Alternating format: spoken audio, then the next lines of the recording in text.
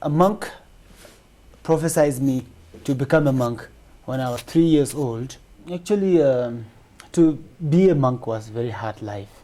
It was difficult, but beside, I enjoyed it also because it was more peaceful. Every step you take is a step of spiritual. All the spiritual practices, regardless of any religion, you become a practitioner in your heart, not with your body. Mm-hmm. This is what the Tantrayana Buddhism says. So I think I'm still a monk in my heart, and I don't think it is necessary for one to have monk's robe to be a monk. The majesty of the Himalayas, Mount Everest. Jody and I are on our way to the Kingdom of Bhutan.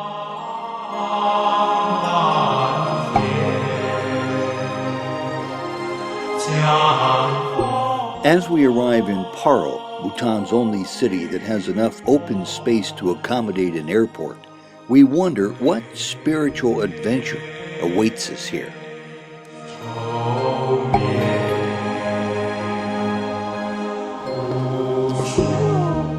Our friend who helped us arrange this trip showed us Thimphu, Bhutan's capital city, and was the first to inform us that the gross national product of this tiny Buddhist country is happiness. Bye-bye. Thank you, boys. Bye-bye. See you later. Bye-bye. Bye-bye. Did you say hello? Hello. Hello. Goodbye. Hello. Bye. See you later. See you later. And those who became the ambassadors to our hearts, the children.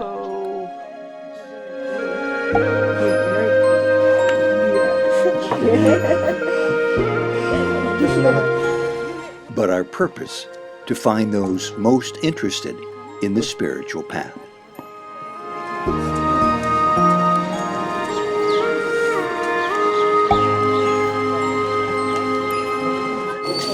Good morning, sir. Good morning, how are you? It's hard to travel in this country, even in the monasteries, without a smile.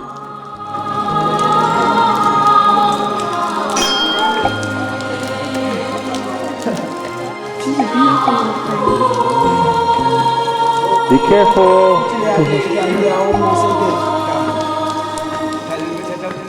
We found old monks, we found young monks. What is that, rice? Is that rice?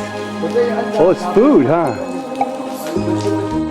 And in the varied climate and varied scenery of this tiny nation, north of India and south of China, we also found a former monk. In my heart, I do feel like I'm still a monk. His name is Jigne Genbo Dorgi, Genbo to everyone, a former Buddhist monk who found the need to leave his brother monks to support his family. Welcome to Souljourns. This interview was recorded in the Kingdom of Bhutan in 2003. Genbo, thank you very much for allowing us the opportunity to talk to you. I would like to know, first of all, and if you would tell me in your own words, why do you think we are here as human beings? What is the purpose of our life? That sounds like the first question is quite difficult sounding question. But anyway, what I would say personally is we are here to live the life the way it is. Because as I told you during our conversation, during your dinner time, that since we were conceived, there was a tiny little ball called life information ball, that everything is pre-planned on that, and everybody has to follow the plan according to the pre-planned pre-planned life information ball, and we cannot make any change. So I think we are here to live the life as it is, as the life comes towards you. So we will live day by day according to how the life is being created for us. Genbo, is this what you would consider to be classic Buddhist teaching? I think this is my personal feeling. You are now in your 30s. How old are you? I'm 32 years old. And I know you've told us this before, but I'd like to hear you say it again in your old words. How you became a Buddhist monk, at what age, what the circumstances were, and why it was important for you to leave that. I joined the monk body when I was 15 years old, and I was in the school till then. And I somehow found out that there was no any consequence in our life without doing some kind of practice, because everything we base on is how much money we can make, how much girlfriends you can have, how much fame and how famous you can become. And at 15, you must have been thinking about all those things. Some of them. And gradually it came to me according to as I grew up. So also a monk prophesied me to become a monk when I was 3 years old, that I was seriously ill with some kind of growth on my body, and I nearly died. So during that time, maybe the medical treatment was not so advanced, and we mostly believed in rituals. Mm-hmm. So my family wanted some monks to perform rituals in the name of the protector deity of our kingdom, and he is called Jigne Genbo. So this is how I was called Genbo, after his name. So since I changed my name, then my illness went away, and I was supposed to be a monk from that time then, but I didn't. Maybe my family didn't put me in the monk, or I was too young to decide. Maybe not just too young, but I couldn't decide at all at the age of 3. So I went to school, and I studied till the 8th grade, and I left the school in 1986, which was when I was 15 years old. So at the age of 15, I became monk. And what made you decide then that you should become a monk? One special reason was the government of Bhutan and His Majesty the King of Bhutan were announcing that even the school children could join the monk if they would, if they intend to. So this is how I decided to become monk. One big reason was, if I am in school, I am doing what everybody is doing. But if I become a monk, I'm doing something unique that nobody else is doing. So this is one reason why I decided to become monk. Second reason is, I come from a poor family, and to continue your studies, get into the university, go further studies, cost my family a lot. And even though it was not so expensive during that time, but I thought as I go towards the higher grades, it might become expensive. And after completing the studies, all I get is what everybody else is getting. So I thought I would rather become a monk.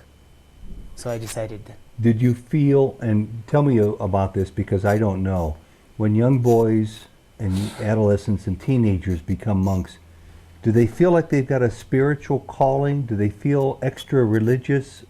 Tell me how you feel when you want to become a monk.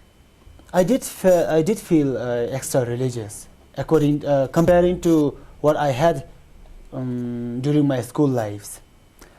Even in schools, even as when I was young as a child, I was never into the mischievous acts like what the naughty boys will do, throwing stones at the birds and kicking the dogs. I would never do any of those.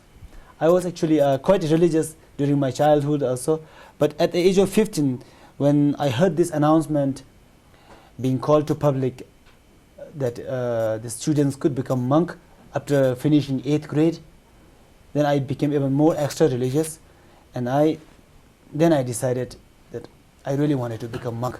And I told my mother, I told my stepfather, and they said, okay, it's good. They appreciate it. Was it what you expected when you became a monk? Was it everything just as you thought, or were there some disappointments or surprises? No, actually, everything was quite normal, except for I have to walk up the hills. Sometimes some monasteries were 3.5 hours away from the car road. Some monasteries were half an hour or an hour walk away from the roads. And besides, we have to carry all the rations that we have to consume during our stay in the monastery. And we got to go down to the monastery only once every 2 weeks. So we have to carry rations for 2 weeks.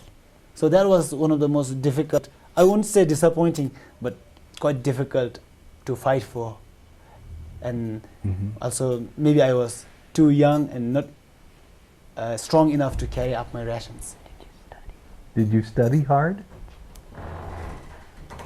I did study hard, but sometimes I wouldn't study hard, but I was actually, I don't like to blow my own trumpet, but I was considered one of the most intelligent student in our school and also in the monk, that I can just learn what the teacher taught in the classes only, and I didn't have to struggle for my studies. Yeah, what did you study when you were in school as a monk? Because it sounded like your studies came pretty easy for you. You want to tell me about the school first? Yes. In Bhutan, the studies are all done in English language. So starting from the pre-primary, which is now called pre-primary, but we had lower kindergarten and upper kindergarten. And then we went to the, what they call class 1, which is the first grade, and then class 2, 3, 4, like that. So in all the classes we had, say, from the lower kindergarten we started with A, B, C, D, A, P, P, L, E, apple. And then as you advance towards the higher grades, then we had English language studies called active English workbook, and then we had geography, science, history. History also we had 3: Indian history, world history, and Bhutan history. And how did you do in science and math and all the challenging subjects that were difficult for some students? I was not the topper. As I told you, I wouldn't study very seriously. But I did pretty well with those subjects, that I will never come down. I never failed any of those subjects. And when you got to the monastery, is that the correct way to talk? Yes. The dzong? Monastery is the yeah. correct word. Okay. What were your studies then? Were they strictly spiritual studies, religious studies? At first, it was more like a basic elementary course, like grammar. The first course was we had to learn dictionary. I think the proper term for this study will be dictionary, because it was all about what this mean, what that mean, and we had to memorize all those words. And then after we finished that dictionary lesson, then we had to study grammar. And after grammar, then we went on to some philosophical studies regarding monk's rule, and then what the novice should do, what the monk should do. And then We also had some studies about the practice of bodhisattvas. Did that come easily to you, the religious studies, and was it interesting for you? Comparing to the studies in the schools, I think I had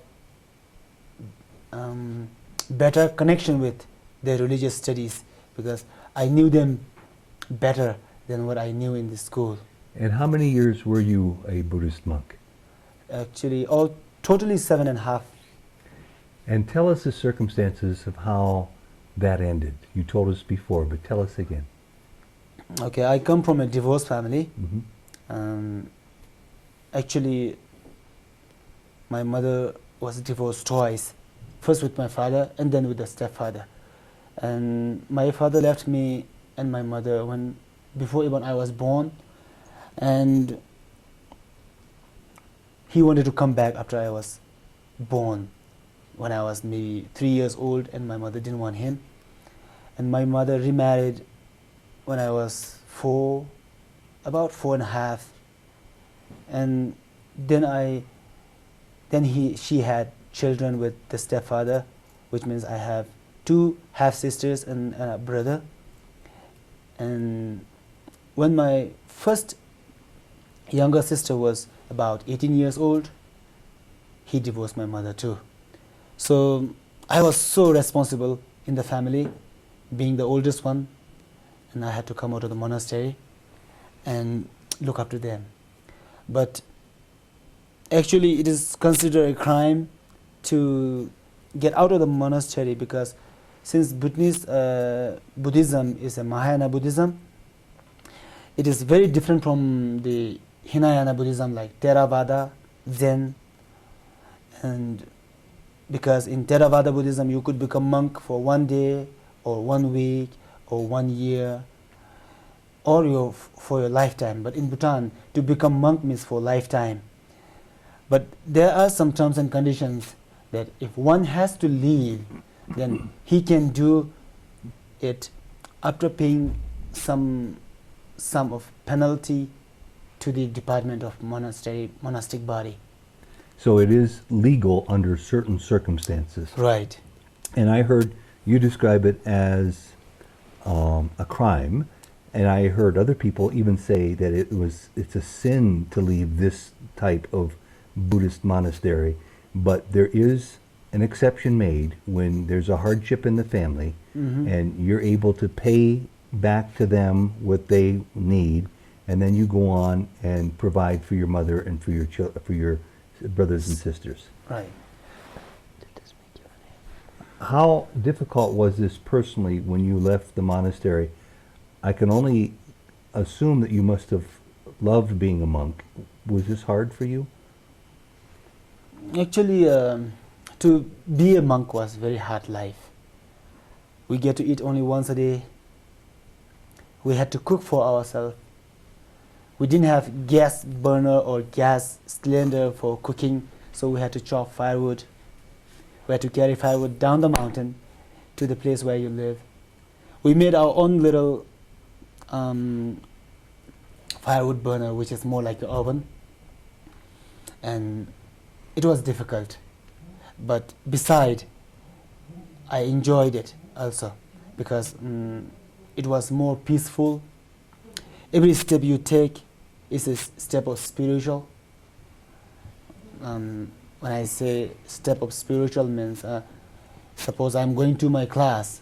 Along the way, I'll be going clockwise, circumambulating the stupa, Mm-hmm. and which is bringing virtue to me. So every step I take is a step of good virtue. So I actually enjoyed it very much. And when I had to come out, I think, as I told you, it is already pre-planned in my life information ball. I didn't have that difficulty to get out of the monastery as well. You didn't have. Difficulty. And how do you consider yourself today? I'm going to guess that, for example, in my tradition, a Catholic priest, if they quit the priesthood, the church says once a priest, they're always a priest. What about Right. being a monk? You don't wear the robes anymore, but I would imagine that in your heart you must still feel like you're a monk. In my heart, I do feel like I'm still a monk. But I believe the outside, the monk robe is just a symbol of who is a monk and who is a lay person. But I think in all the spiritual practices, regardless of any religion, you become a practitioner in your heart, not with your body. Mm-hmm. This is what the Tantrayana Buddhism says. So I think I'm still a monk in my heart, and I don't think it is necessary for one to have monk's robe to be a monk. After you left the monastery and after you stopped wearing the robe, what were some of the jobs you had, and what's the present job you have, and how do you apply your monk teachings, your spiritual teachings, to whatever it is that you're doing today? The first job I had was,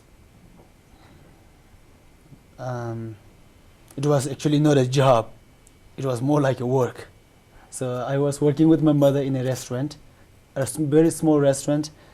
I was cooking, dishwashing, waitering, and managing it. And then years passed, and I started tour guiding. I went on some treks, and then somebody from Thailand, who is actually an American citizen, sponsored me to Thailand because she wanted to know what I really wanted to become. And I said I wanted to learn how to repair computer. So because from the very childhood life, I love to repair things. I love to take things apart, put them together, and sometimes I manage to put them back well, and sometimes I blow them up. Anyway, then I went to Thailand and found that I couldn't speak Thai at all. And to be able to learn computer from the Thai teacher, you have to speak Thai language. And besides, some people told me it is not really practical. I wouldn't say practical, but it's not so beneficial to learn computer hardware because hardware keeps changing and you cannot really learn. And besides, in computer there is no such thing as repairing. You just take the part off and replace it. Mm-hmm. So replacing anybody can do if you do it for 2 or 3 times. So then I gave up doing computer and I got back into some healing arts such as Thai massage, Qigong, Tai Chi, and I got a diploma in Thai massage from Thailand after 6 weeks course in a place called International Training Massage, what they call, but actually it is Institute of Thai Massage in Chiang Mai, Thailand. So I lived there for 4.5 years in Thailand, and I got back here, and I've been back now almost 2.5 years. So. And what's your present job here? I work for the management in Hotel Gante Palace. And we're in Paro, Bhutan. In Paro, Bhutan. Which must be as close to Shangri-La or paradise as any place on earth. Have you figured that out yet? I think so. Anyway,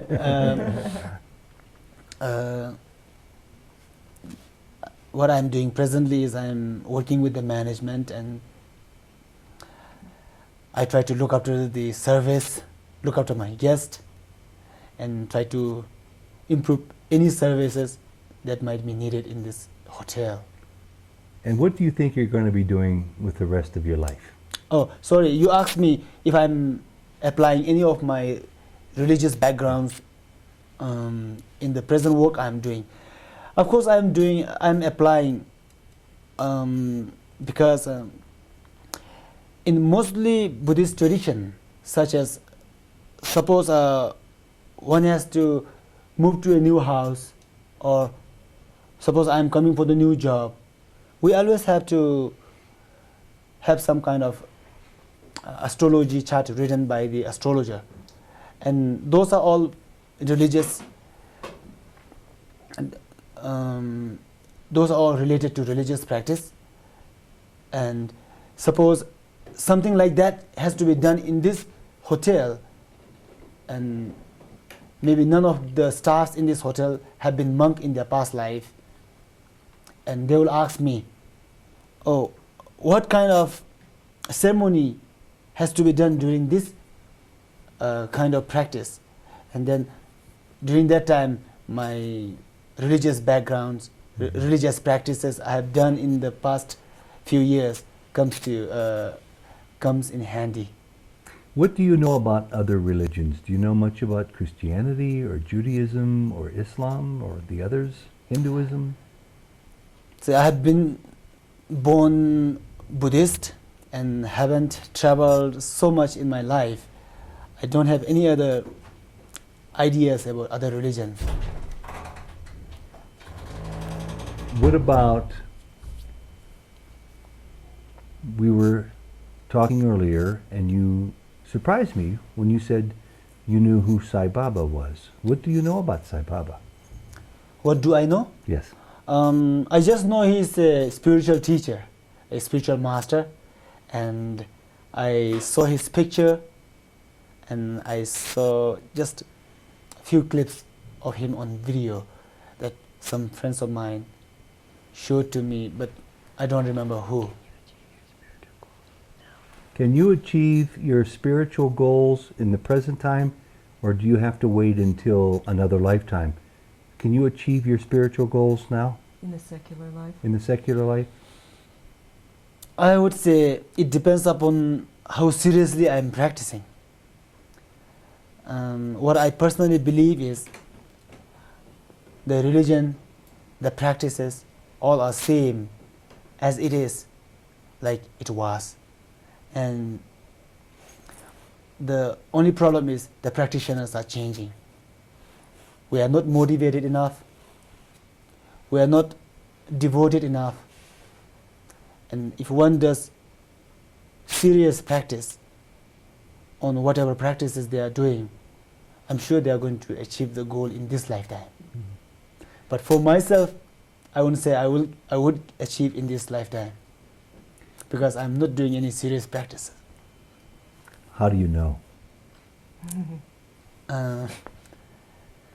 Don't you think being kind to people and smiling and being nice to complete strangers from different countries but is sometimes part of a it is not spiritual enough. practice? Sometimes it is just doing a little bit of practice is not enough, because we have done, according to Buddhist philosophy, we believe in past lives and next life. So in our past life, I must have done so many bad things as well as good things. So maybe the good things might come accumulated and become better this lifetime, but the bad things I must have done in my past would become worse this lifetime. Yeah. You're You're only 33, and you have many, many years ahead of you. So what do you think you should be doing that you're not doing now in order to be fully spiritual? What I would say is, if I were to think of achieving the goal this lifetime, I have to give up everything around me and go into serious practice. Just do practice day and night. Just Like a traditional monk. right. Just sacrifice my life onto the practices only. Does that mean only monks can achieve enlightenment. enlightenment in this one lifetime? I won't say the monks, because monks means, what I call monk is the serious practitioners, and nowadays there are very few serious practitioners. But all the other monks, maybe they are just wearing the monk's robe, They might be doing the same practices like we are doing. So I wouldn't say all the monks can achieve goal in this lifetime, but there may be some few monks who are going to achieve the spiritual goal this lifetime. For those people who might see this who don't believe in God or don't know much about God, how would you describe God to them? This is going to be difficult because if one doesn't understand by themselves, it is very difficult to let them understand as well, because it is said that for some people it is like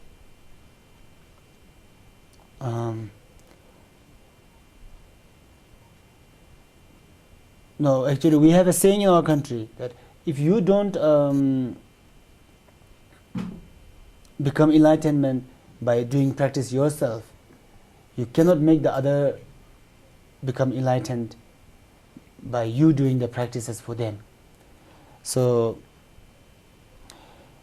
to make them understand about the practice, about the God, they have to know initially a little bit of God, about God by themselves. Otherwise, I think it is very difficult to make them understand.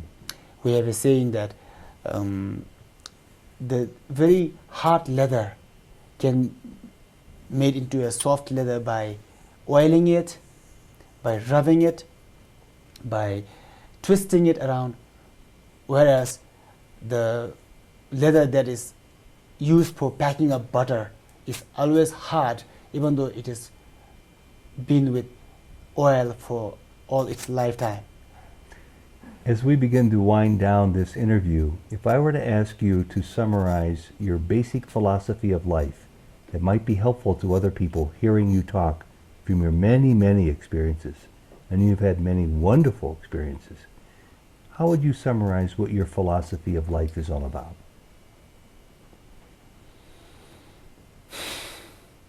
I have to think. I think one doesn't have to be a serious practitioner to be doing the practices. So just live like you have to live, and let your life decide for you, but mostly living with the eightfold path, such as right livelihood, right speech. I think that is my way of living, that I don't really have to be a serious practitioner to say I'm a practitioner. So this is how I live. And if you had the occasion to say something to anybody else, what would you say? What would your message be? Actually, to be a monk was a very hard life. We get to eat only once a day. We had to cook for ourselves. We didn't have gas burner or gas cylinder for cooking, so we had to chop firewood. We had to carry firewood down the mountain to the place where you live.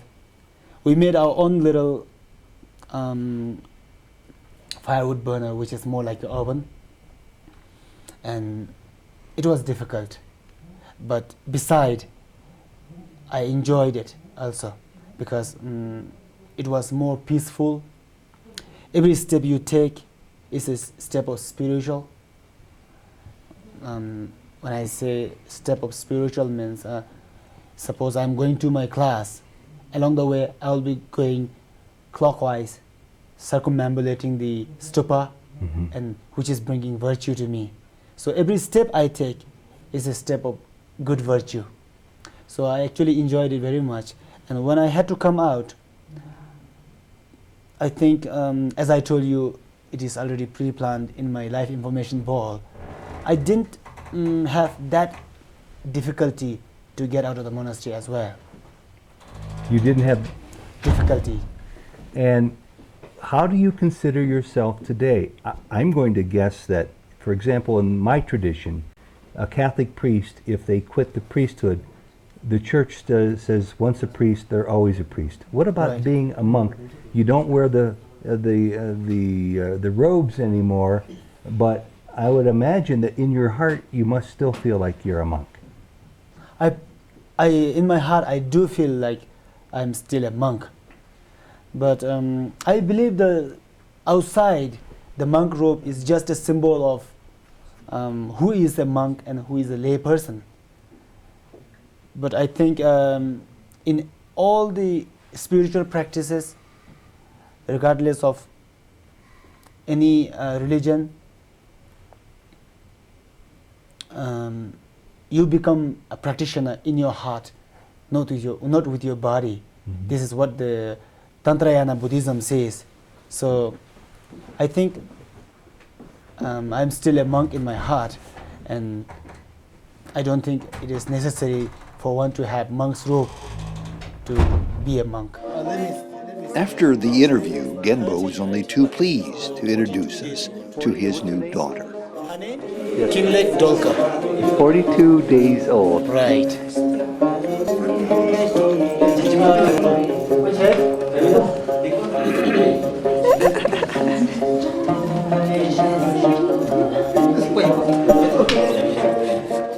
And then we met his wife. Hello, how are you? And what's your name? Nice to meet you. You work here, don't you? No, she doesn't. She doesn't. But, at the moment, I don't have. Bhutan's culture, friendliness, and spirituality sets itself apart from most other countries. In fact, the year we were there, in 2003, Business Week magazine rated Bhutan the happiest country in all of Asia.